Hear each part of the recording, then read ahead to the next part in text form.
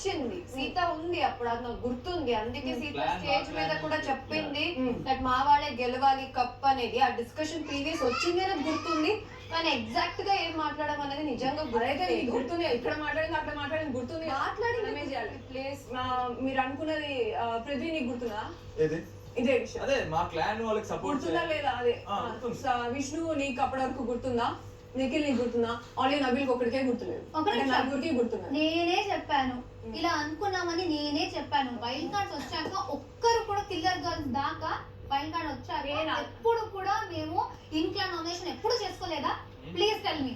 నువ్వు చేయలేదు. నేను అదే చెప్తున్నా, అప్పటి వరకు అది వేరు. అప్పటి వరకు బాధ్యమవుతున్నారు మీరు every time.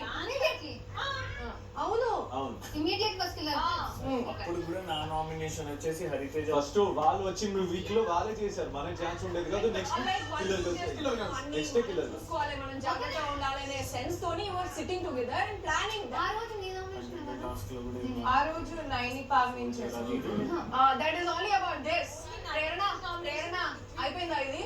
So that is very clear. నువ్వు బ్రేక్ చేసినావు అది. లేదు, it's not clear. Even if you say no, yes వాళ్ళందరూ అగ్రీ చేసిరు. సోనియా అది మాట్లాడుకుందామని నేనే చెప్పాను. సోనియా అది మాట్లాడుకుందామని నేనే చెప్పాను.